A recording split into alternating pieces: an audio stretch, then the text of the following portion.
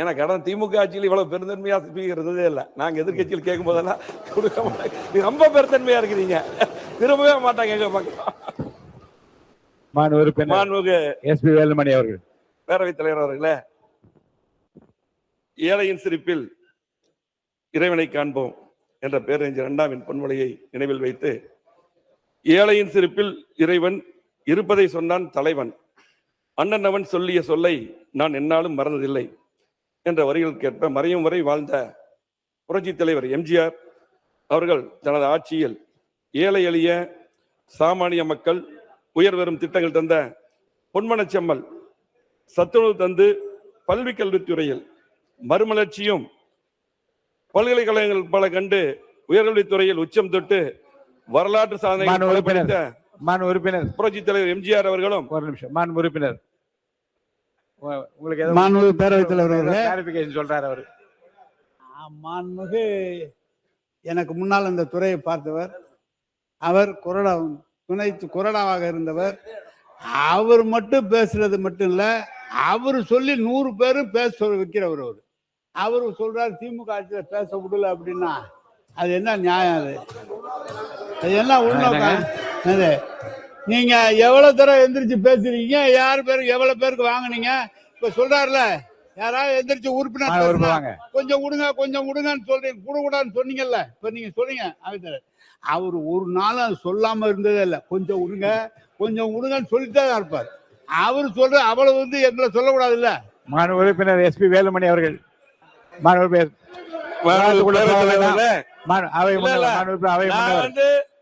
உட்காருங்க. அவை முன்னவர் உட்காருங்க. அவை முன்னவர் பேசும்போது உட்காருங்க. பேரவைத் தலைவர் அவர்களை முன்னாள் அமைச்சர் அவர்கள் சொல்லுகிற போது சொன்னார்கள், நாங்கள் எதிர்க்கட்சியில் அமர்ந்து கொண்டிருக்கிற போது நீங்கள் எப்படி நடத்தினீர் என்பது நாடே அறியும். பேரவைத் தலைவர் அவர்கள் எப்படி கட்டளிடுவார், பேரவைத் தலைவர் உட்கார் அப்படின்றவர். தப்புன்னு இல்ல, நான் கேட்கறது இல்லை. பொதுவாக பேரவைத் தலைவர் அது போலதான் நடவடிக்கை மேற்கொண்டாரே தவிர வேறொன்றும் இல்லை. எஸ்பி வேலுமணி அவர்கள் நீங்க பேசு. பேரவைத் தலைவர் அவர்களே, ஆனா நேரு பேசினாரு, மனசாட்சியோட பேசணும். உங்களை மாதிரி இத்தனை வாய்ப்புகள் இடையில அவர் கொடுத்தாரான்னு சொல்ல. நான் அப்ப எதிர்கட்சி கொறடாவா இருந்தா நிறைய பேருக்கு வாய்ப்பு கேட்க கடமை கேட்டோம். ஆனால் பாத்தீங்கன்னா அவர் இப்படி திரும்ப கூட மாட்டார், இப்படியே நேராக இருப்பார். எதிர்கட்சி பக்கம் திரும்ப நிறைய பக்கம் டைம்ல சில டைம்ல கொடுத்திருக்கலாம். இதெல்லாம் நடந்ததா? இவ்வளவு வாய்ப்பு கொடுத்தாருன்னா நேரம் என்ன சொல்லணும்? இப்ப இருக்க சமாளி கொடுத்தாரா? அதெல்லாம் கிடையாது. வேண்டாம், இது கொடுத்து ஏழை எளிய சாமானிய மக்கள் உயர்வரும் உறுப்பினர் எஸ்பி வேலுமணி அவர்கள் நீங்க பேசுங்க. திட்டங்கள் விவாதம் வேண்டாம், உட்காருங்க. வேண்டாம் விவாதம் வேண்டாம். பல்கலைக்கழகத்துறையில் மறுமலர்ச்சி வேண்டாம், உட்காருங்க. பல்கலைக்கழகங்கள் பல கண்டு உயர்கல்வித்துறையில் உச்சம் தொட்டு வரலாற்று சாதனைகள் படைத்த புரட்சி தலைவர் எம்ஜிஆர் அவர்களையும் எல்லோரும் எல்லாமும் பெற வேண்டும், இங்கு இல்லாமை இல்லாத நிலை வேண்டும்.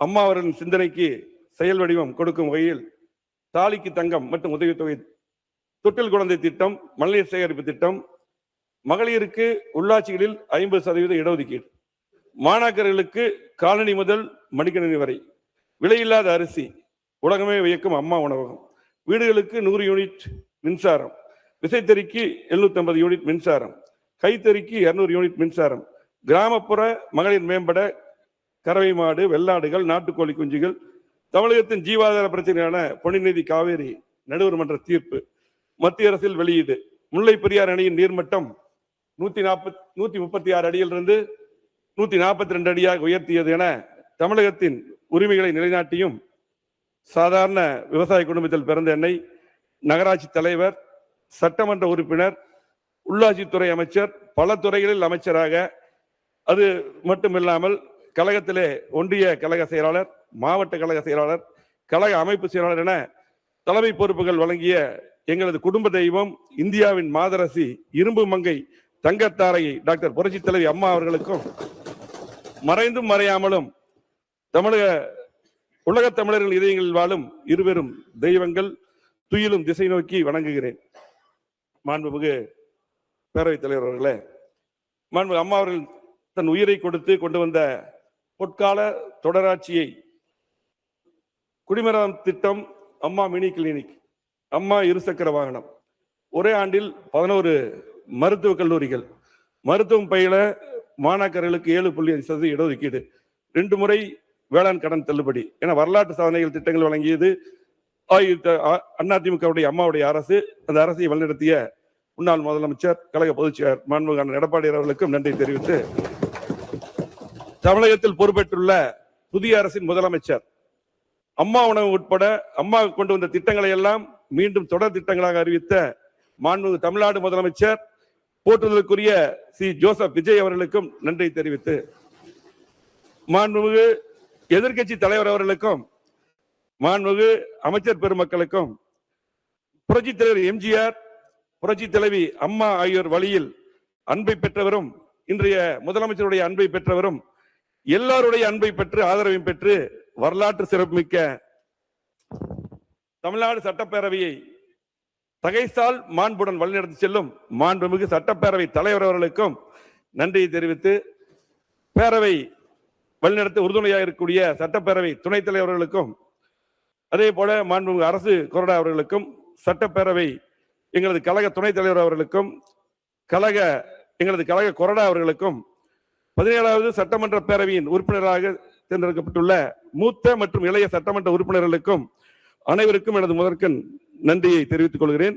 எனக்காக தேர்தல் பணியாற்றி பிரச்சாரம் செய்த எங்களது கூட்டணி கட்சி தலைவர்கள், பாரதிய ஜனதா கட்சியுடைய மாநில தலைவர் அண்ணன் நயினார் நாகேந்திரன் அவர்களுக்கும், முன்னாள் தலைவர் தம்பி அண்ணாமலை அவர்களுக்கும், அதே போல பாமக தலைவர் டாக்டர் அன்புமணி ராமதாஸ் அவர்களுக்கும், தமாக தலைவர் ஜி.கே. வாசன் அவர்களுக்கும், என்னுடைய கோவை மாவட்ட மக்களுக்கும், என்னை 5வது முறையாக தேர்ந்தெடுத்த தொண்டாமுத்தூர் சட்டமன்ற தொகுதி மக்களுக்கும், எனக்காக அல்லும் பகலும் தேர்தல் பணியாற்றிய அதிமுகவுடைய நிர்வாகிகள், பொறுப்பாளர்கள், தோழமை கட்சி நிர்வாகிகள் அனைவருக்கும் இந்த தருணத்தில் நன்றி கலந்த வணக்கத்தை உரித்தாக்கிக் கொள்கிறேன். புரட்சித் தலைவர் எம்ஜிஆர் அவர்கள் கழகத்தை ஆரம்பித்த போது அவரது தலைமை ஏற்று எங்கள் பகுதியிலே கழகத்தை ஆரம்பித்து பல பொறுப்புகள் வைத்த என்னுடைய அரசியல் வழிகாட்டி என்னுடைய தந்தை, மறைந்த என்னுடைய தந்தை ஈ. பழனிசாமி அவர்களுக்கும் எனது நன்றியை தெரிவித்துக் கொண்டு, நகராட்சி நிர்வாகம் மற்றும் குடிநீர் வழங்கல் துறை மானிய கோரிக்கை பேசுவதற்கு முன்பாக, தெய்வத்தால் ஆகாதெனும் முயற்சிதன் மெய்வர்த்த குளிதரும் என குரல் வரியில் கேட்பேன். உழைப்பால் உயர்ந்த கோவை மாவட்ட மக்களுக்கும் என்னுடைய தொண்டாமுத்தூர் தொகுதி மக்களுக்கும் சில முக்கியமான பிரச்சனையை மட்டும் கவனத்துக்கு கொண்டு வரும். ஏன்னா நாங்களும் கடந்த 5 ஆண்டுகளாக எதிர்கட்சியாக இருந்தோம். இப்ப எதிர்கட்சியாக சில கோரிக்கைகளை வைக்கிறோம். நம்முடைய அரசு முதலமைச்சர் அதை நிறைவேற்றி தர வேண்டும் என்று கேட்டுக்கொள்கிறோம். நம்முடைய கோவை மாவட்டத்தில் கழக ஆட்சி இருக்கும் பொழுது கிட்டத்தட்ட 2011 2021 வரை 50 ஆண்டுகள் வளர்ச்சி கொடுத்தோம். மிகப்பெரிய வளர்ச்சி கொடுத்த கோவை மாவட்டத்தை மாற்றி அமைச்சோம். கோவை மாவட்டத்தில் இருக்கக்கூடிய சாலைகள் பார்த்தீங்கன்னா இன்னைக்கு Trichy road, Avinashi road, Thondamuthur road, Palakkad main road, Pollachi road, Siruvani road, Sathy road, இதுதான் முக்கியமான சாலைகள். எல்லா சாலைகளும் அகலப்படுத்தப்பட்டு அதிகமான பாலங்கள், குறிப்பா பாத்தீங்கன்னா இன்றைக்கு 1621 கோடியில் அவினாசி ரோட்ல 10 கிலோமீட்டருக்கு தமிழ்நாட்டிலே எங்கேயுமே அந்த பாலம் கிடையாது. நம்முடைய கழக ஆட்சியில பாத்தீங்கன்னா எடப்பாடி முதலமைச்சர் இருக்கும்போது அந்த திட்டம் முழுமையாக பாத்தீங்கன்னா கழக அரசுடைய நிதியிலிருந்து, மத்திய அரசு நிதி கிடையாது, முழுமையாக அந்த பாலம் கட்டப்பட்டிருக்கிறது. அதே போல எல்லா சாலைகளும் பாலங்கள், அதே போல 6 புதிய கல்லூரி, அதே போல பாத்தீங்கன்னா இன்றைக்கு கூட்டுக்குடிநீர் திட்டங்கள், எங்க தொண்டாமுத்தூர் தொகுதியில 130 கோடி கூட்டுக்குடிநீர் திட்டம் அம்மா கொடுத்தாங்க. அம்மா இருக்கும்போது அதுக்கு போல 3ஆம் கூட்டுக்குடிநீர் திட்டம். அதே போல பாத்தீங்கன்னா இன்றைக்கு நொய்யல் புனரமைப்பு 230 கோடி, ஸ்மார்ட் சிட்டியில பாத்தீங்கன்னா எல்லா குளங்கள் மேம்பாடு, இப்படி பல்வேறு திட்டங்கள் இன்னைக்கு பாத்தீங்கன்னா கோவை மாவட்டத்தை மாத்தி அமைச்சோம். ஆனால் அதுக்கு பின்னால் வந்த திமுக ஆட்சியில எந்த திட்டமே செய்யல. அது சொன்னா அவங்க சொல்லிடுவாங்க செய்யல. அது நான் சொல்ல பின்னாடி சொல்ல வரேன். அதே பாத்தீங்கன்னா இந்த ஜிடி நாயுடு மேம்பாலம் பேரை மட்டும் அவங்க வச்சாங்க, நாங்க கொண்டு வந்து அந்த பாலத்தை நீட்டிப்பு செய்து அறிவிச்சாங்க. அதுக்கு எந்த நிதி ஒதுக்கல. அந்த திட்டம் கூட பாத்தீங்கன்னா எல்என்டி பைபாஸ் வரையில் நம்முடைய மாண்பு முதலமைச்சர் அவர்கள் இந்த அரசு கண்டிப்பா நிறைவேற்றி தர வேண்டும். அதே போல பாத்தீங்கன்னா இன்னைக்கு எல்லா பில்டிங் நாங்க தான் கட்டணும். அரசு மருத்துவமனைக்கு 290 கோடி ஒதுக்கணும், கலெக்டர் பில்டிங் கட்டணும், எஸ்பிஎஸ் பில்டிங் கட்டணும், எல்லா திட்டமும் நாம தான் கொண்டு வந்தோம். எல்லா பாலங்களும் பாத்தீங்கன்னா பொள்ளாச்சி ரோட்ல எல்லாம் பாத்தீங்கன்னா 4 அற்புதமான பாலங்கள், மேட்டுப்பாளைய சாலை ஊட்டி போறதுக்கெல்லாம் பாத்தீங்கன்னா அற்புதமான, இன்றைக்கு அங்கேயும் 4 பாலங்கள் கட்டி அற்புதமான சாலை, இப்படி பாத்தீங்கன்னா நிறைய திட்டங்கள் செஞ்சோம். திமுக ஆட்சியில செய்யல. அதை இந்த அரசு செய்து தர வேண்டும் என்று கேட்டு அதே போல பாத்தீங்கன்னா இன்றைக்கு கோவை மாவட்டத்தில் முக்கியமான கோரிக்கைகள் சிங்கநல்லூர் முதல் ஒண்டிப்புதூர் வரை உயர்மட்ட மேம்பாலம், காமராஜர் சாலையில் சிங்கநல்லூர் முதல் அவனாசி சாலை சந்திப்பு வரை உயர்மட்ட மேம்பாலம், கோவை எல்என்டி பைபாஸ் 6 வழிச்சாலை விஸ்தரிப்பு, கிரிக்கெட் மைதானம், ஆனமலையார் நல்லார் திட்டம், பாண்டியார் பொன்னம்பலா திட்டம். அதே போல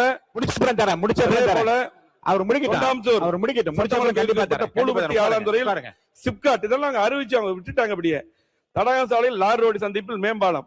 அதே போல பாத்தீங்கன்னா தொண்டாமுத்தூர் அரசு போக்குவரத்து கழகம். அதே போல முக்கியமான கோரிக்கை பாத்தீங்கன்னா இது கூட அவங்க நான் பேசி முடிஞ்சதுக்கு பதில் சொல்லிட்டு, நீண்ட கால 60 ஆண்டு கால பிரச்சனை அத்திக்கடவு வனாஸ் திட்டம் கழக ஆட்சியில நாங்க செஞ்சோம்.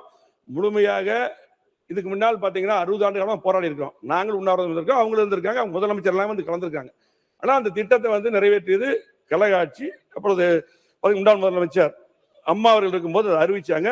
அதுக்கப்புறம் முழுமையான நிதி எடப்பாடியார் இருக்கும்போது நாங்கெல்லாம் போய் கேட்டு அதை அறிவிச்சு இன்னைக்கு அந்த திட்டத்தில் தண்ணி வருது. 2ஆம் திட்டம் அத்திக்கடவு 2ஆம் திட்டம். அந்த திட்டத்தை வந்து அப்ப நாங்க அறிவிச்சோம். அந்த திட்டத்தை 5 ஆண்டுல நீங்க ஒண்ணுமே பண்ணல, கிடப்பில போட்டீங்க. சொல்லித்தான் ஆகணும். நீங்க 5 வருஷமா அதை செய்யல. இப்ப இருக்கக்கூடிய அரசு முதலமைச்சர் செஞ்சு தரோம் தான் கேட்கிறோம். அதே போல பாத்தீங்கன்னா முக்கியமான பிரச்சனை அந்த அத்திக்கடவு திட்டம் 2ல எங்களுடைய தொண்டாம் தொகுதியில் கூட 86 குட்டைகளுக்கு தண்ணி வரக்கூடிய வாய்ப்பு இருக்கு. அதே போல மேட்டுப்பாளையம், கவுண்டம்பாளையம், பெருநாய்க்கும்பாளையம், அவனாசி, சூலூர், சுல்தான்பேட்டை இந்த பகுதிக்கெல்லாம் தண்ணி வரக்கூடிய விடுபட்ட குணங்களுக்கு வாய்ப்பு இருக்கு. அதை செய்து தர வேண்டும். அதே போல மனித வனவிலங்கு மோதல்கள், இது எங்க தொகுதியில் நிறைய உயிர்கள் போயிட்டு இருக்கு. காலையில் கூட அந்த பிரச்சனை நம்ம நீலகிரி மாவட்டத்தில் அந்த பிரச்சனை வந்தது. புலிகள் தாக்கி 2 பேர் இறந்துட்டாங்க. கண்டிப்பா அதுக்கும் வந்து நடவடிக்கை எடுக்கணும். எங்களுடைய தொகுதி மட்டுமல்ல, நீலகிரி, கோவை மாவட்டம், பல்வேறு மாவட்டம் அந்த பிரச்சனை, குறிப்பாக தொண்டாமுத்தூர் தொகுதியில, அதே போல கவுண்டம்பாளையம், கிணத்துக்கடவு, மேட்டுப்பாளையம் பகுதியில் இருக்கு.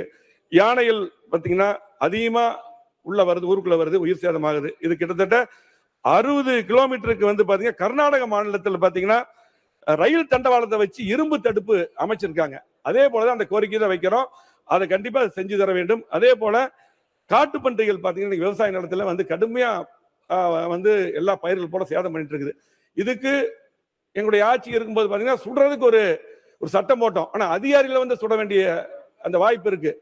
இன்னைக்கு மற்ற மாநிலத்துல பாத்தீங்கன்னா இன்னைக்கு 1 வருடத்துக்கு காட்டு பன்றியை பாத்தீங்கன்னா வனவிலங்குல இருந்து அது நீட்டி விலக்கு செய்து கொடுத்திருக்காங்க. அது போல மத்திய அரசிடம் வலியுறுத்தி, இது முக்கியமான பிரச்சனை. ஏன்னா விவசாய நிலங்கள் போல கடுமையா பாதிக்குது. ஒரு முறை அந்த காட்டு பன்றி குட்டிகள் என்றால் கிட்டத்தட்ட 10 இருந்து 20 குட்டி போடுது. ஊருக்குள் வரக்கூடிய அந்த காட்டு பன்றியை சுடுவதற்கு அந்த அனுமதி நீங்கள் பெற்று தர வேண்டியது முக்கியமான பிரச்சனை, செய்து தர வேண்டும் என்று அன்போடு கேட்டுக்கொள்கிறேன். அதே போல மெட்ரோ ரயில் திட்டம், இது முக்கியமான திட்டம். பாத்தீங்கன்னா கோவை மதுரைக்கு இந்த திட்டம் அறிவிக்கப்பட்டது. கழக ஆட்சியில் 3 கோடி ரூபாய் நிதி ஒதுக்கப்பட்டது டிபிஆர் தயார் செய்ய. அதே போல அந்த திட்டத்தை முந்தைய ஆட்சி கூட எங்க மாவட்டத்தில் 2 சாலையில் அவனாசி ரோடு, சத்தி ரோடுக்கு அதை எடுத்தாங்க. அதே போல இன்றைக்கு மத்திய அரசு வந்து பாத்தீங்கன்னா 20 லட்சத்துக்கு குறைவு என மத்திய அரசு திட்டத்தை கைவிட்டு இருக்குது. 2011 கணக்கின்படி தான் 20 லட்சம் மக்கள் தொகை. இன்றைக்கு வந்து 45 லட்சம் கோவையில் வந்து இன்னைக்கு மக்கள் தொகை இருக்குது. ஆகவே இன்னைக்கு பாத்தீங்கன்னா மத்திய அரசு இந்தூர், ஆக்ரா, பாட்னா, போபால் வடமாநில நகரில் 20 லட்சத்துக்கு குறைவா இருக்கிற அந்த பகுதிக்கு மெட்ரோ ரயில் கொடுத்திருக்காங்க. ஆகவே நம்முடைய முதலமைச்சர் அவர்கள் கண்டிப்பாக மத்திய அரசுடன் பேசி மெட்ரோ ரயில் திட்டத்தை கோவைக்கும் மதுரைக்கும் கொண்டு வர வேண்டும். அதே போல கடந்த ஆட்சியில் 2 ரோடு தான் எடுத்திருக்காங்க. எங்க கோவை மாவட்டத்தில் பாலக்காடு, பொள்ளாச்சி, மேட்டுப்பாளையம் அந்த சாலைகளும் சேர்க்கப்பட வேண்டும் என்று கேட்டு, அதே போல விமான நிலைய விரிவாக்கம் நாங்க எங்களுடைய ஆட்சி கழக ஆட்சி இருக்கும்போது கிட்டத்தட்ட 627 ஏக்கர் நிலம் வந்து நாங்கள் கையப்படுறதுக்கு நிதி ஒதுக்கணும். அதே போல கடந்த ஆட்சியில் அது அப்படியே பெண்டிங்கா போயிருச்சு. நிலம் ஒப்படைக்கல மத்திய அரசுக்கு. அது உடனடியாக இப்பதான் ஒப்படைக்கக்கூடிய சூழ்நிலை வந்திருக்குது. கண்டிப்பாக விமான நிலைய விரிவாக்கம் உடனடியாக செய்ய வேண்டும். அங்க பாத்தீங்கன்னா நிறைய கார்கோ பிளைட் வரும், நிறைய தொழிற்சாலைகள் வரும், வேலை வாய்ப்பு வரும். அது உடனடியாக அரசு செய்ய வேண்டும் என்று அன்போடு கேட்டுக்கொண்டு, மேற்கு புறவழிச்சாலை திட்டம் அது பாத்தீங்கன்னா கழக அரசு இருக்கும் பொழுது தான் நிலம் எடுத்து கொடுத்தோம். அது ஃபர்ஸ்ட் பேஸ் முடிச்சிருக்காங்க. இன்னைக்கு செகண்ட் பேஸ், தேர்ட் பேஸ் அப்படியே கிடப்பில் போடப்பட்டிருக்கிறது. அதையும் நீங்க வந்து கண்டிப்பா வேகமாக முடித்து தர வேண்டும் என்று கேட்டேன். கேரளால இருந்து வரக்கூடிய நிறைய வாகனங்கள் நீலகிரிக்கெல்லாம் போவதற்கு நல்ல வசதியா இருக்கும். அதே போல இது ஒரு முக்கியமான பிரச்சனை. தொண்டாமுத்தூர் பகுதியில் இன்னும் பல பகுதியில் விவசாயிகள் சொந்த இடத்துல இப்ப விவசாயிகள் இடத்துல வந்து பாத்தீங்கன்னா ஒரு மாடு கட்டுறதுக்கு ஒரு சின்ன ஒரு சாலை மாதிரி போட்டிருப்பாங்க. அந்த இடத்துல ஒரு 10 சட்டி ஒரு மண் எடுத்தாங்க கூட வழக்கு போட்டு 10 லட்சம் 15 லட்சம் கேஸ் போட்டிருக்காங்க. இது கடந்த ஆட்சியில் நான் கவன தீர்மானம் கொண்டு இருக்கேன். அதுக்கு வந்து முன்னாள் அமைச்சர் மாண்புமிகு துரைமுருகன் அவர்கள் பதில் சொல்லியிருக்காங்க எனக்கு. இப்போ வந்து பாத்தீங்கன்னா இந்த மண் எடுக்கிறது அந்த கேஸ் போட்டதெல்லாம் அப்படி இருக்கு. கண்டிப்பாக இன்னைக்கு மண் வந்து சட்டத்துக்கு புறம்பா எடுக்கிற மாதிரி நீங்க நடவடிக்கை எடுக்க மாட்டு கருத்து இல்லை. ஆனால் விவசாயிகள் 1 ஏக்கர் வச்சிருக்காங்க. 1 ஏக்கர் வச்சிருக்கவங்களுக்கு 10 லட்சம் 15 லட்சம் ஃபைன் போட்டா என்ன பண்ணுவாங்க? அவங்க வழக்கு போட்டிருக்காங்க. அதை கண்டிப்பா அந்த வழக்கை எல்லாம் விடுவிக்கப்பட்டு கண்டிப்பாக மண் எடுப்பதற்கு நீங்க எல்லாம் வழங்க வேண்டும் என்று கேட்டு, அதே போல விவசாயிகளுக்கு கேஸ் போட்டிருக்காங்க. ஆனா கோயம்புத்தூர்ல G2 ஒரு நிறுவனம் இருக்கு. இந்த நிறுவனம் வந்து பாத்தீங்கன்னா ஒரு 1000 ஏக்கர்ல சைட் போட்டிருக்காங்க. இது பெரிய பெரிய பாறைகள் எல்லாம் உடைச்சு எடுத்திருக்காங்க. அதே போல வனவிலங்குகள் பாத்தீங்கன்னா கிட்டத்தட்ட சிறுத்தை, புலி, மான்கள் எல்லாம் கொல்லப்பட்டு சட்டத்துக்கு புறம். இதுக்கு நீங்க வந்து பாத்தீங்கன்னா கண்டிப்பா ஒரு விசாரணை வச்சு அதுக்கு நடவடிக்கை எடுக்க வேண்டும். அன்னைக்கு வந்து சாதாரணமா விவசாயிகள் மேல வழக்கு, ஆனா G2 எல்லாமே கொடுத்திருக்காங்க. இது நடந்ததுதான். எங்க அவர் மாவட்டம் எங்க மாவட்டத்தை பத்தி பேசிட்டு இருக்கேன்.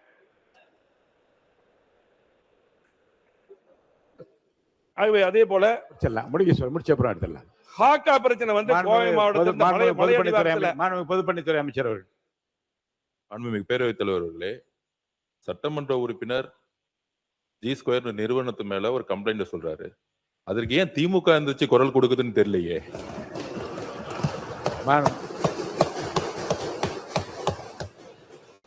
அதே போல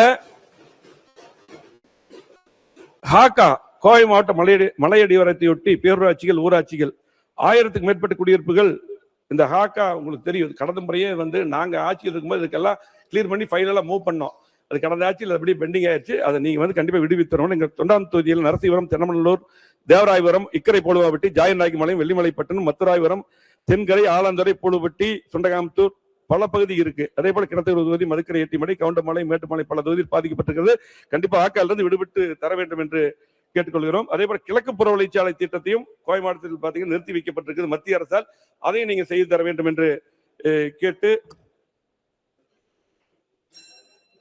அதே போல மதுக்கரையில பாலக்காடு மேல மரப்பாலம் ஒரு ஏரியா இருக்குது. நாங்க இவ்வளவு பாலங்களை கட்டணும்னு சொல்லியிருக்கிறோம்.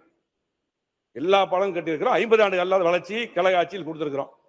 ஒரே ஒரு பாலத்தை திமுக ஆட்சியில ரிப்பேர் பண்றதுதான் ரயில்வே மாமலம். 4 வருஷமா இன்னும் பண்ணிட்டு இருக்காங்க. இன்னைக்கு கேரளால இந்த மதுக்கரையில் அந்த பாலம் இருக்குது. மரப்பாலத்துல கேரளால இருந்து டெய்லி நிறைய வாகனங்கள், வியாபாரிகள் கோயம்புத்தூருக்கு டெய்லி வருவாங்க.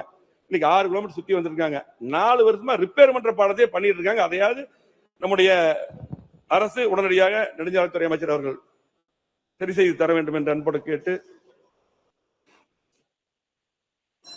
அதே போல வெள்ளூர்ல ஒருங்கிணைந்த பேருந்து நிலையம் 15 நிமிடம் முடிச்சு வெள்ளூர்ல பாத்தீங்கன்னா ஒருங்கிணைந்த பேருந்து நிலையம் கழக ஆட்சியில கிட்டத்தட்ட 61 ஏக்கர்ல நாங்க நிதி ஒதுக்கி கொண்டு வந்து 55% பணி முடிஞ்சிருச்சு.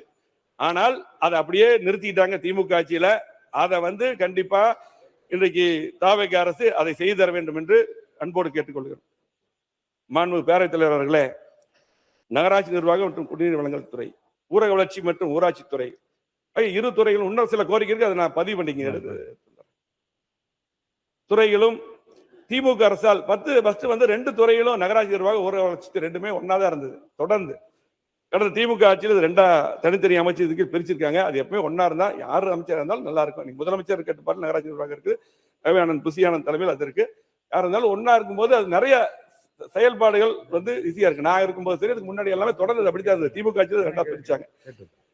ஆகவே இது மக்களுக்கு சேவை செய்ய உதவியாக இருக்கும் என்று அன்போடு கேட்டுக்கொண்டு, சென்னை, கோவை மற்றும் பிற மாநகராட்சிகள், நகராட்சிகள், பேரூராட்சிகளில் முக்கிய அடிப்படை வசதிகளான சாலைகள், குடிநீர் திட்ட பணிகள், அதே போல சாக்கடை வசதிகள், மழைநீர் வடிகால், சுகாதார பணிகள் மற்றும் தெருவிளக்கல் ஆகியவற்றை தமிழகம் முழுவதும் நிறைவேற்ற நகராட்சி நிர்வாகம் மற்றும் குடிநீர் வழங்கல் துறைக்கு ரூபாய் 29,863 கோடி ரூபாய் ஒதுக்கீடு செய்யப்பட்டுள்ளது.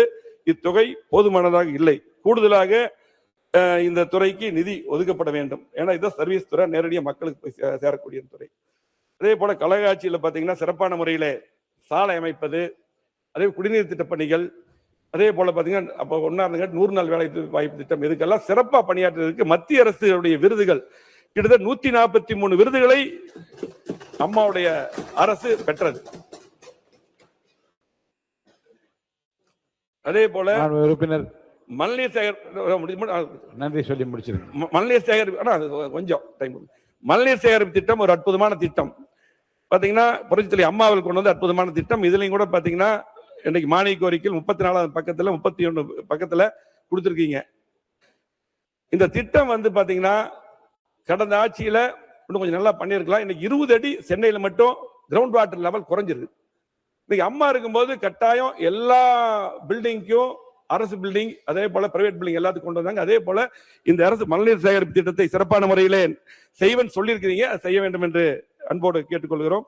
அதே போல பாத்தீங்கன்னா பெருநகர சென்னையில் மாண்பு உறுப்பினர் சிவகுமார் அவர்கள் போதனை நிறைய மாண்பு உறுப்பினர் நிறைய 18 நிமிஷம் கொடுத்துட்டேன் உங்களுக்கு. 15 நிமிஷத்துக்கு குறைவாகவே முடிக்க வேண்டும் என்று தான் கேட்டிருக்கிறேன். 18 நிமிஷம் ஆயிடுச்சு. நன்றி சொல்லி முடிச்சிருங்க. நன்றி சொல்லுங்க. அதே போல சென்னை பெருநகர குடிநீர் திட்டங்கள் பாத்தீங்கன்னா சென்னை பெருநகருக்கு மட்டும் இன்றைக்கு குடிநீர் திட்ட பணிகள் நம்ம நேரு பேசும்போது சொன்னாரு, முழுமையாக 870 MLD அந்த திட்டங்கள் அந்த குடிநீர் திட்டம் கொடுப்பதற்கு அதிமுக அரசு தான் காரணம். 400 MLD, அதே போல் 150 MLD பேரூர், அதே போல் நெம்மேலியில அதை வந்து கொடுத்தது வந்து பாத்தீங்கன்னா புரட்சித்தலைவி அம்மா அவர்கள் 110 விதியில அறிவிச்சு மாண்புமிகு முன்னாள் துணை ஜனாதிபதி வெங்கை நாயுடு அவர்கள் நகராட்சி நிர்வாகத்துறை அமைச்சருக்கு வந்து 7 முறை நான் டெல்லிக்கு போய் அதுக்கு நிதி வாங்கிட்டு வந்திருக்கிறோம் முழுமையாக. அதே போல பாத்தீங்கன்னா கோயம்பேடு கொடுங்கியூர்ல கிட்டத்தட்ட 120 MLD அந்த சுத்திகரிப்பு நிலையத்தில் வந்து எடுக்கிறது. மொத்தம் 870 MLD குளங்களுக்கே தண்ணி, அதாவது தெலுங்கு ஸ்கீம் இதெல்லாம் வரும் குளங்களுக்கு. அது இல்லாம கூட கிட்டத்தட்ட 870 MLD கொடுக்கப்படுதுன்னா அது அதிமுக அரசு தான் காரணம். அதுல இருந்து மாற்று கருத்து கிடையாது. அதே போல பாத்தீங்கன்னா இன்னைக்கு தமிழ்நாடு முழுவதும் அதிகமான திட்டங்களை கொடுத்தது அதிமுக அரசு. அதே போல நம்முடைய உசிலம்பட்டி சட்டமன்ற உறுப்பினர் பேசும்பொழுது முந்தைய அரசு 2 அரசு செய்யலைன்னாங்க. மதுரைக்கு மட்டும் பாத்தீங்கன்னா இன்றைக்கு முல்லை பெரியால் டேம்ல இருந்து அடிவாரத்திலிருந்தே நான் அமைச்சராக இருக்கும்போது, எடப்பாடி முதலமைச்சராக இருக்கும்போது பெரிய அதிகமான நிதி ஒதுக்கி மிகப்பெரிய ஸ்கீம் 50 ஆண்டுகள் குடிநீர் பிரச்சனை எல்லாம் திட்டத்தை கொடுத்திருக்கிறோம். மேலும் ஸ்கீம் நாங்க தான் கொடுத்தோம். உள்ளாட்சித்துறையில இருந்து 2 பாலங்கள் மதுரை கொடுத்திருக்கிறோம். கலெக்டர் ஆஃபீஸ் கட்டி கொடுத்திருக்கோம். நிறைய திட்டங்கள் நம்ம பண்ணியிருக்கிறோம். அது மட்டுமல்ல, இன்றைக்கு ஒரே ஒரு இது மட்டும் பேசி முடிச்சிடறேன். நிறைய இருக்கு, மீதி எல்லாம் கொடுத்தா நீங்க பதிவு பண்ணிக்க. நிறைய சப்ஜெக்ட் கொடுத்தா பதிவு பண்ணிக்க. இன்றைக்கு பாத்தீங்கன்னா சட்டமன்ற உறுப்பினருக்கு முதலமைச்சர் அவர்கள் இன்றைக்கு வாகனம் கொடுத்திருக்காங்க, உதவியாளர்கள் எல்லாம் கொடுத்திருக்காங்க. நான் அதுக்குள்ள போகல. இன்னைக்கு சட்டமன்ற உறுப்பினர்கள்லாம் பாத்தீங்கன்னா இன்றைக்கு எங்காவது ஒரு பூஜைக்கோ ஒரு நிகழ்ச்சிக்கோ போகும்போது எந்த அதிகாரிகளும் வர்றதில்லை. இது கடந்த திமுக ஆட்சியில் அப்படி இருந்தது. பாத்தீங்கன்னா ஒரு பியூன் கூட வரமாட்டாங்க. இன்னைக்கு இருக்கும்போது நான் அது வெளிப்படை சொல்ல, எங்கேயுமே போனா வரமாட்டாங்க. நானும் முன்னாள் அமைச்சர்ல போயிருக்கு, வரமாட்டாங்க. அது இன்னைக்கு தொடருது. அதை வந்து முதலமைச்சர் அவர்கள் கண்டிப்பாக அதை மாற்றி அந்த எந்த அதிகாரி சட்டமன்ற உறுப்பினர் பொறுத்தவரைக்கும் ஒரு சீஃப் செக்ரட்டரிக்கு ஈக்குவல். இன்னைக்கு பாத்தீங்கன்னா ஒரு கலெக்டர்கிட்ட மனு கொடுக்க போனாலும் எந்த சின்ன தான் வாங்கணும். அந்த அளவுக்கு அவங்களுக்கு மரியாதை கொடுக்கணும். சட்டத்தில் இடம் இருக்குது. ஆனா எங்கேயுமே வந்து பாத்தீங்கன்னா போகும்போது யாருமே அதிகாரிகள் வருவதில்லை. எல்லா சட்டமன்ற உறுப்பினர்கள் தான் பேசுறோம்.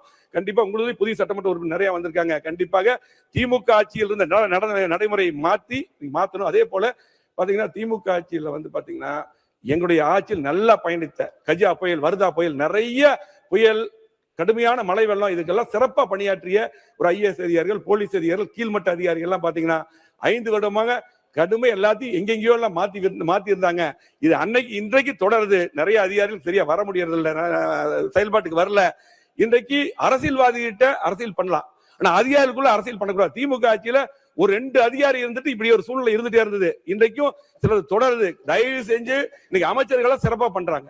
இன்னைக்கு அமைச்சர்கள் சிறப்பா பண்றாங்க. நாங்கெல்லாம் அமைச்சரா இருக்கும்போது அம்மா சொல்லுவாங்க, சில அதிகாரிகள் வந்து வழிகாட்டணும், ஆனா ஆட்சி நம்ம தான் நடத்தணும். அந்த மாதிரி சிறப்பா பண்றாங்க.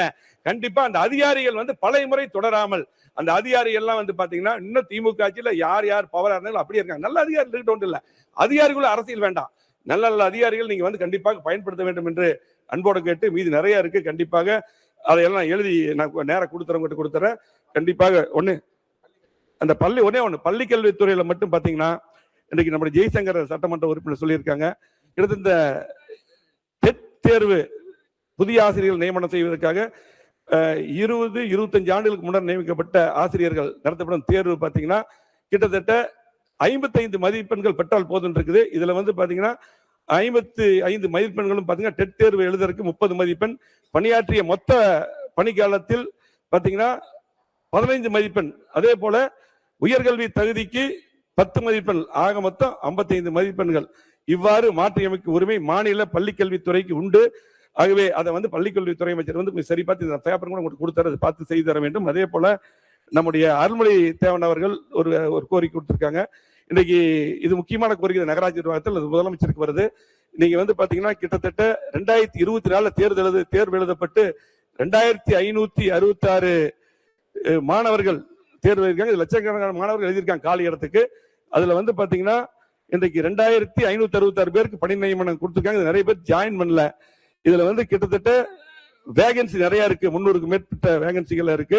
இதெல்லாம் வந்து படித்த இளைஞர்கள் அதுக்கும் நீங்க பயன்படுத்திக் கொள்ள வேண்டும் என்று அன்போடு கேட்டுக்கொண்டு, இந்த அரசு நிறைய திட்டங்களை பாத்தீங்கன்னா அம்மா அவர்கள் அறிவித்த திட்டங்கள் எல்லாம் இன்னைக்கு நிறைய திட்டங்களை அறிவிச்சிருக்காங்க. அதே போல இந்த ஒரே ஒரு சொன்ன இந்த 3 லட்சம் வீடு கட்டுறதுக்கு 3 லட்சத்தை 5 லட்சமா உயர்த்தி இன்றைக்கு அறிவிச்சிருக்காங்க. அதுக்கு முதலமைச்சருக்கு வாழ்த்துக்கள், நன்றி தெரிவிச்சிருக்கோம். அது பெரிய விஷயம் தான். அதே போல வீடு கட்டுறதுக்கு கூட கூரைக்கு அதே போல கூடுதலாக மத்திய அரசு கூடுதலாக கொடுத்து புரட்சித்தலைவர் அம்மா அவர்கள், அதே போல எடப்பாடி இருக்கும்போது நாங்க தான் அதிகமாக கொடுத்தோம். இன்னைக்கு நல்ல முறையில் முதலமைச்சர் 5 லட்சமா அறிவிச்சிருக்காரு. அதுக்கு வாழ்த்துக்களை தெரிவித்துக் கொண்டு, அதே போல இன்றைக்கு அம்மா உணவகத்தையும் வந்து பாத்தீங்கன்னா இன்றைக்கு சிறப்பான முறை நாங்க வந்து அன்னைக்கு பேசும்போது கூட முன்னாள் அமைச்சர் நேரு சொன்னாரு, நாங்க வந்து 100 கோடி ரூபாய் அரசு நிதி அன்னைக்கு ஒதுக்கணும். அதை தான் அன்னைக்கு தெளிவா சொன்னேன். அவர் இல்லை ஒதுக்கணும். அதே போல இந்த அரசும் அம்மா உணவகத்தை வந்து சிறப்பா நீங்க வந்து செய்துட்டு இருக்கிறீங்க, தனி கவனம் எடுத்திருக்கிறீங்க. இன்னும் கூடுதலாக 658 உணவகங்கள் நாம ஆரம்பிச்சோம். இன்னைக்கு கொள்கை குறிப்பிலும் கூட குறைவா தான் மென்ஷன் பண்ணியிருக்கீங்க. அந்த உணவகங்கள் மட்டுமல்ல, கொஞ்சம் கூடுதலா அம்மா உணவகம் ஆரம்பிக்கப்பட வேண்டும் என்று அன்போடு கேட்டு, அதே போல இன்றைக்கு நிறைய இன்னைக்கு கடனை பத்தி சொல்லியிருக்கீங்க. இந்த ஆட்சியில வந்து வெள்ளை அறிக்கை விட்டுருக்கிறீங்க. வந்து சுதந்திரம் வாங்கினதுல இருந்து கிட்டத்தட்ட 5 லட்சம் கோடி தான். அதுக்கப்புறம் திமுக ஆட்சி காலத்துல மட்டும் 5 லட்சம் கோடின்னு வெள்ளை அறிக்கையில விட்டுருக்கீங்க. அதெல்லாம் மாற்று கருத்து இல்ல. அதிகமான கடன் திமுக ஆட்சியில் வாங்கப்பட்டது. எந்த ஆட்சியா இருந்தாலும் நீங்களும் கடன் வாங்கக்கூடிய சூழ்நிலை இருக்கும். இருந்தாலும் கூட தேர்தல் நிறைய அறிக்கைகள் விட்டுருக்கிறீங்க. பாத்தீங்கன்னா தேர்தல் அறிவிக்கல நிறைய அறிவிப்புகள் இருக்குது. அந்த அறிவிப்புகள் நிறைவேற்றணும். உடனே வந்து ஆட்சி வந்து 3 மாசத்துல உடனே நிறைவேற்றுன்னு சொல்லல. ஏன்னா திமுக ஆட்சியிலையும் கூட பாத்தீங்கன்னா இன்னைக்கு எல்லா மகளிருக்கு 1000 ரூபாய் கொடுத்து 2 வருஷம் கழிச்சு தான் கொடுத்தாங்க. அது பாதி பேர் தான் கொடுத்தாங்க. ஆனால் இந்த அரசு அப்படி இல்லாம எல்லா மகளிருக்கும் முழுமையாக நீங்கள் சொன்ன அந்த 2700 நிதி, அதே போல பாத்தீங்கன்னா எல்லாத்துக்கும் எல்லா மகளிருக்கும் தர வேண்டும் என்று அன்போடு கேட்டு, நம்மளுக்கு எனக்கு நிறைய அதிகமான நேரத்தை கொடுத்து இருங்க அதிகமான நேரத்துக்கு ஏங்க இதெல்லாம் நிறைய நீங்க இருக்கும்போது நாங்க பேசுறதில்ல, புதிதாக பேசல. அதே போல விவசாய கடன் தள்ளுபடி எதிர்பார்க்கிறாங்க. அதையும் இன்னும் கொஞ்சம் கூடுதலா மாற்றுத்திறனாளிகள் முதியோர் உதவித்தொகை இதெல்லாம் வந்து கூடுதலா வழங்கணும். மீனவர்களுடைய அந்த தொகை உயர்த்தி வழங்கணும். இப்படி நிறைய கோரிக்கைகள் இருக்குது. நிதிநிலையை நீங்க சரி செய்யறன்னு சொல்லியிருக்கீங்க. 15,000 கோடி அதிகம் பண்ண சொல்லியிருக்கீங்க. கூடுதல் வருவாய் சொல்லியிருக்கீங்க. அந்த மாதிரி பண்ணணும். அதே போல பாத்தீங்கன்னா மத்திய அரசுல நிதியும் அதிகமா கேட்டு பெறணும். மத்திய அரசும் பாத்தீங்கன்னா அதிகமான நிதியை தமிழ்நாடு அரசுக்கு வழங்க வேண்டும் என்று இந்த நான் கேட்டுக்கொண்டு, அதே போல நம்முடைய ஒரே ஒரு சட்டமன்ற உறுப்பினர் இருக்காரு, நீங்களும் இந்த அரசுக்கு மத்திய அரசு வலியுறுத்தி அதிகமான நிதி நம்முடைய தாவேக அரசுக்கு வழங்க வேண்டும் என்று கேட்டு, எனக்கு அதிகமாக பேசுறதுக்கு வாய்ப்பு கொடுத்த மாண்புமிகு பேரவைத் தலைவருக்கு நன்றி கூறிவிடுவேன். மாண்புமிகு பள்ளிக் கல்வித்துறை அமைச்சர். மாண்புமிகு பேரவைத் தலைவர் அவர்களே, மதிப்பிற்குரிய உறுப்பினர் பேசும்போது தயவு செய்து உட்காருங்க. நான் சொல்லிடுறேன், அப்புறம் சொல்லிடுறேன். மாண்புமிகு பேரவைத் தலைவர் அவர்களே, இல்லங்க பேசுவோர் பட்டியலே போட்டிருக்கேன். அந்த கேள்வி எல்லாம் கேட்கலாமா நீங்க? என்ன மிஸ்டர் ஆஸ்டின், அவர் வந்து அனைத்து இந்திய அண்ணா திமுக தான் பட்டியலே நான் போட்டிருக்கேன். அப்புறம் எந்த கட்சி அப்படிலாம் வீணான குழப்பத்தை ஏற்படுத்தணும். உட்காருங்க. பள்ளிக்கல்வித்துறை அமைச்சர். பேரவைத் தலைவர் அவர்களே, நான் சொல்லிடுறேன், உங்களுக்காக நான் சொல்லிட்டேன். உட்காருங்க. மாண்புமிகு பள்ளிக்கல்வித்துறை அமைச்சர். மதிப்பிற்குரிய உறுப்பினர் பேசுகிற போது பல்வேறு விஷயங்களை சுட்டி காமிச்சு சொன்னாரு. ஒரு இடத்துக்கு போகும்போது அதிகாரிகள் வருவதில்லைன்னு சொன்னாரு. ஒண்ணு தெளிவா அந்த மாமன்றத்துல நாங்க பதிவு பண்ணிக்கிறோம். ஆளுங்கட்சி தொகுதிகளுக்கு எந்த அளவுக்கு முக்கியத்துவம் தரப்படுகிறதோ அதற்கு சற்றும் குறையாமல் மற்ற தொகுதிகளும் தர வேண்டும் என எங்களுடைய மாண்புமிகு முதல்வர் உத்தரவிட்டிருக்கிறார். எனவே எங்க போனாலும் இந்த செஷன் முடிஞ்சவன அண்ணன் கூட நான் தனியா வந்து பேசுறேன், அதை எழுத்துப்பூர்வமா வாங்கி கொண்டு சம்பந்தப்பட்ட அதிகாரிகளுக்கு ஒரு தன்னம்பிக்கை, அவர்கள் தேவைப்படுற மோட்டிவேஷன் கொடுத்து எல்லா தொகுதியிலையும் இனி எங்க போனாலும் அந்த அதிகாரிகள் அங்க வர வேண்டும். அரசியல்வாதிகளுக்கு அதிகாரிகள் வந்து ஒத்துழைப்பு தர வேண்டும். அதை உறுதி செய்வதுதான். ஏன்னா எங்க தொகுதி மட்டும் கிடையாது, அவருடைய தொகுதி மட்டும் கிடையாது, 234 தொகுதிகளுக்கும் மாண்புமிகு முதலமைச்சர் தான் முதல்வர் என்பதை கூறி அவருடைய கோரிக்கை நிறைவேற்றப்படும் என்பதை கூறுகிறேன். மாண்புமிகு பள்ளிக்கல்வித்துறை அமைச்சர் சொன்னதில் அரசியல்வாதி என்ற மக்கள் பிரதிநிதி என்று நான் மாற்றிக்கொள்கிறேன். மாண்புமிகு பொதுப்பணித்துறை அமைச்சர் அவர்கள். மாண்புமிகு உறுப்பினர் KN நேரு அவர்கள். மாண்புமிகு பேரவைத் தலைவர்களே, மாண்புமிகு உறுப்பினர் முன்னாள் அமைச்சர் வேலுமணி அவர்கள் சொன்னார்கள், கோவைக்கு 5 ஆண்டு காலம் எதையும் செய்யவில்லை என்று சொன்னார்கள்.